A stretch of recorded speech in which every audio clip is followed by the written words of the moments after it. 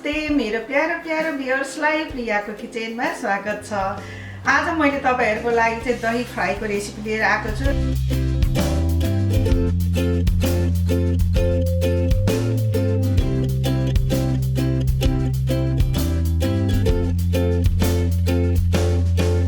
यति मिठो हुन्छ है, फेरि घरमा कहिलेकाहीँ यसो तरकारीहरू हुँदैन, त्यो बेला के पकाउनु भइरहेको हुन्छ। यदि दही छ भने तपाईको घरमा तपाईले चाहिँ यसरी पकाउनु भयो हुन्छ। र अब यो कसरी बनाउने सुरु गरौँ है।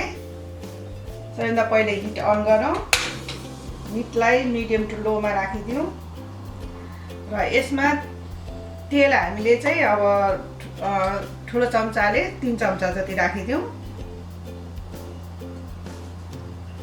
र यसमा राख्नको लागि चाहिँ मैले यो झान्नको लागि 1/4 चम्चा तोरी लिएको छु अनि आधा सानो चम्चा जिरा लिएको छु। यो राखिदिउँ यसमा। यसमा राख्नको लागि मैले हिङ पनि 1/4 चम्चा लिएको छु, यो पनि यसमा राखिदिउँ र यसमा मैले यो ठुलो चम्चाले 2 चम्चा लसुन मसिनो गरेर काटेर लिएको छु, यो पनि राखिदिउँ। त्यस्तै गरेर मैले फेरि ठुलो चम्चाले 2 चम्चा अदुवा पनि काटेर मसिनो गरेर काटेर लिएको छु, यो पनि यसमा राखिदिउँ। त्यसपछि यसलाई एकछिन चलाऊँ। अब यसमा मैले राख्नको लागि चाहिँ एउटा ठुलो प्याजको आधा प्याज चाहिँ मसिनो गरेर काटेर लिएको छु, यो पनि यसमा राखिदिउँ। धेरै सामान पनि चाहिँदैन यसमा राख्नको लागि। तपाईहरुलाई प्याज मन पर्दैन भने यसमा प्याज नराखे पनि हुन्छ, तर प्याज राख्यो भने चाहिँ हाम्रो यो दही फ्राई चाहिँ अलिक बाक्लो राम्रो पनि हुन्छ, मिठो पनि हुन्छ चाहिँ। र यसमा म थोरै नुन राखिदिन्छु छिटो फ्राई होस् भनेर। एकदमै छिटो पर्ने यो रेसिपी हो, खाँदा पनि एकदम मिठो हुन्छ। यो रोटीसँग नानसँग खानुहोस् एकदमै मिठो हुन्छ। मलाई त यो त भातसँग पनि मनपर्छ, म त भातसँगै खान्छु प्राय गरी है। तपाईहरुले जेमा खानु भए पनि हुन्छ। एकछिन अलिकति गलोस् यो प्याज। अब अदुवा लसुन प्याजहरू फ्राई गरेको यो जिरा तोरी यस्तो मिठो बास्ना आइरहेछ। हिङले गर्दा पनि अझै बढेको छ यसको बास्ना, मिठो पनि हुन्छ हिङ राखेपछि। अब यसमा राख्नको लागि चाहिँ मैले एउटा ठुलो हरियो खोर्सानी चाहिँ यसरी मसिनो यो पातलो पातलो गरेर काटेर राखेको छु, यो पनि यसमा राखिदिउँ। यो पहिले राख्यो भने चाहिँ एकदम खार आउँछ र सकिँदैन पकाउन होइन, त्यसैले गर्दा मैले पछि राखेको। र 2टा मैले सुकेको खोर्सानी पनि लिएको छु, यो पनि राखिदिउँ।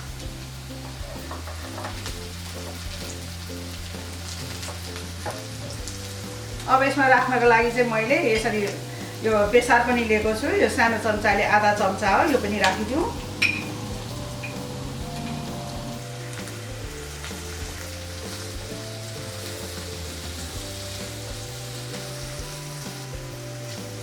यो अब हाम्रो फ्राई गरेको पनि तयार भइसकेको छ। अब हामीले चाहिँ यो हिट अफ गरिदिउँ। प्यान सेलाउने जालसम्ममा हामीले दहीलाई पनि तयार गर्नुपर्ने हुन्छ। मैले चाहिँ दही 1.5 कप लिएको छु। अब यसमा चाहिँ हामीले के गर्नुपर्छ भने लिएको मैले मसलाहरू राख्नुपर्छ। यसैमा राख्यो भने चाहिँ हाम्रो दही त्यहाँ फाट्दैन। अब यो प्यानलाई हामी तलै राखिदियौँ भने चाहिँ यो मसला यो प्याजहरू डढ्न पाउँदैन, त्यसैले म यो तल राख्दैछु। र अब यो दहीमा राख्नको लागि चाहिँ मैले यो 2 ठुलो चम्चा चाहिँ धनियाको पाउडर लिएको छु। यसमा जिरा भन्दा पनि धनियाको पाउडर एकदम मिठो हुन्छ, यो राखिदिउँ यसमा। अनि त्यस्तै गरेर 2 ठुलो चम्चा चाहिँ मैले यो रेड चिली पाउडर लिएको छु। यो पिरो हुँदैन, यो चाहिँ खालि कलरलाई मात्रै हो, यो पनि राखिदिउँ यसमा। र मैले गरम मसला सानो चम्चाले आधा चम्चा लिएको छु, यो पनि सबै हामीले अब यसमा राखिदिउँ। अब नुन पनि आफूलाई कति चाहिने हैन स्वाद अनुसारको नुन लिनुपर्छ।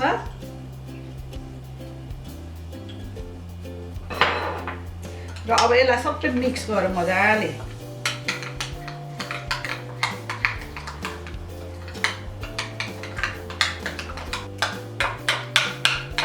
हामीले दही फेर्दाखेरि चाहिँ लम्सहरू नरहोस् भनेर राम्रोसँग मिक्स गर्नुपर्छ यसमा। र अब यो मैले तल राखेको प्यानलाई यहाँ माथि राखिदिउँ। अहिले हिट अन नगर्ने, पहिला यो दही राखौँ यसमा।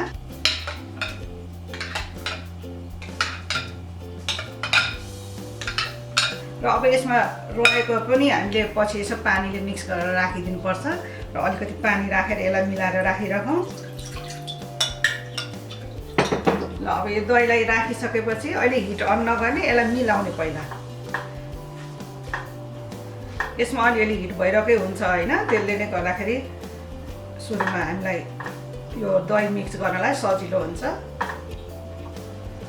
अब हामीले हिट अन गर्नुपर्छ र यसलाई हामीले एकदम चलाइरहनुपर्छ, यसलाई छोड्नु हुँदैन हामीले। ल अब हिटलाई अन गरौँ। हिटलाई म मिडियम टु लोमै राख्छु। अब यसरी चलाउँदै हामीले पकाउनुपर्छ। अब एकछिन यो यति पकाएपछि चाहिँ हामीले यो दही पग्लिन्छ यसमा होइन, सबै पग्लेपछि चाहिँ हामीले जुन अघि नै राखेको पानी अलिकति यो पनि यसमा राखिदिउँ। अब हिटलाई चाहिँ हामीले मिडियम टु हाईमा राखौँ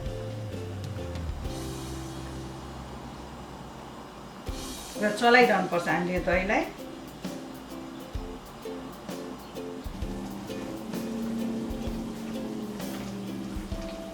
यो जुन हामी दही फ्राई गर्दैछौँ यो जब उम्लिन थाल्छ, यो उम्लिन थालेपछि चाहिँ अनि दहीमा भएको फ्याटहरू पनि निस्किन थाल्छ र अझै चिल्लो देखिन्छ। यस्तो यो चटक्क परेको मिठो हुन्छ। तपाईँहरूले चाहिँ यो दही लिँदा ताजा दही पहिलो दिनको दही नलिनुहोस्, त्यो भोलिपल्टको चाहिँ दही राख्नुभयो भने चाहिँ अलिअलि अमिलोपन हुन्छ र मिठो हुन्छ यो खाँदाखेरि।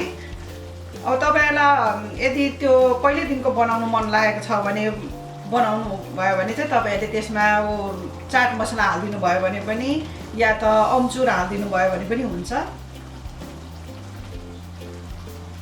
होइन त कस्तो राम्रो हुँदै आइरहेछ, कलर एकदम राम्रो भइरहेछ। यो चाहिँ हामीले यो अचार चटनीको रूपमा पनि खान सक्छौँ। यसलाई हामीले 1 हप्तासम्म पनि राख्न सक्छौँ। फ्रिजमा राख्यो भने त अझै हामीले 10-15 दिन राखेर निकाल्दै खान सक्छौँ। म हिटलाई फेरि हाईमा राखिदिन्छु, अहिले फुल हाईमा राखिदिन्छु। यसलाई चाहिँ अब हाई हिटमा पकाउँदाखेरि यो अलि छिट्टाहरू आउँछ होइन, यसरी छोपेर पकाउनु भयो भने चाहिँ